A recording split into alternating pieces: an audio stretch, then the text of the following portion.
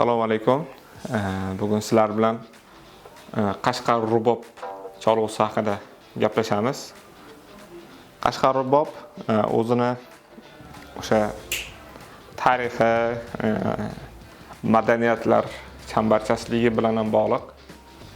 Bu nafaqat O'zbekistonda, balki bu yog'i hozirda Xitoy hududi bo'lgan Shinjon o'sha Sharqiy Turkiston bilan ham bog'liq.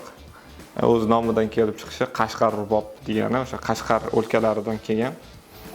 Bugungi kunda o'sha Turkiston bilan O'rta Osiyo, O'zbekistonni bog'laydigan bir musiqa cholg'usi.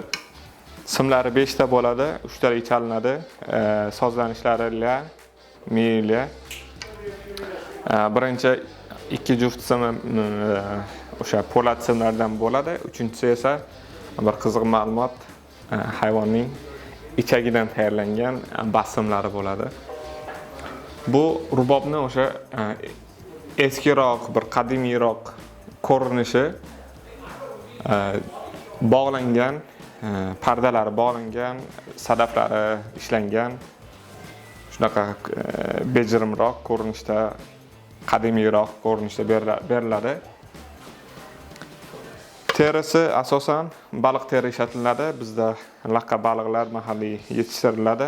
O'shalardan baliq teri qoplanadi.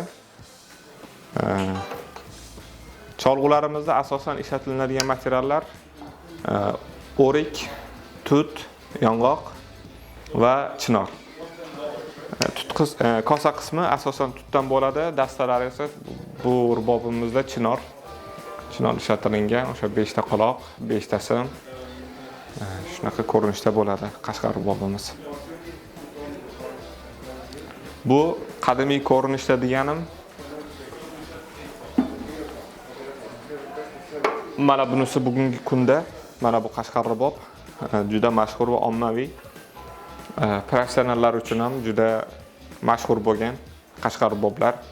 O'sha oldingisida ko'rganimiz bog'langan degan ladlarimiz bunda o'sha gitaradan o'zlashtirilgan temir ladlar qoqiladi. Ammo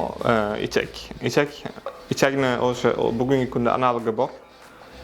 Baquvvat o'sha naylon deyiladi. Simlari odatdagidek birinchi, ikkinchi simlari o'sha po'lat simdan, mashhurlarida bugungi kundagi rubobda o'sha uchinchi sim esa maxsus sim o'sha leskadan ishlatilinadi. Quloqlari o'zgarmagan 6 talik. Buyoqlari yong'oq juda mustahkam ishlanadi, chunki rubob sozlanganda quloq tarafidan kosa tarafga qarab 60 yoki 70 kilolar kuch tortadi. Buni o'zini chidab berishi uchun professional mana shunday qattiq materiallardan ishlatiladi.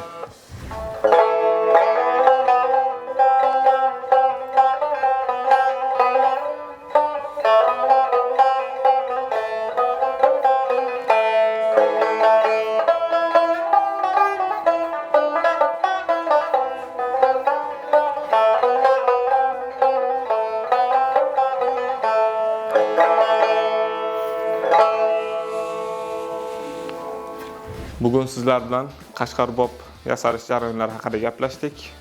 Keyingi darslarimizda nayni yasalish jarayonlarini ko'rib chiqamiz. Shu bilan xayr.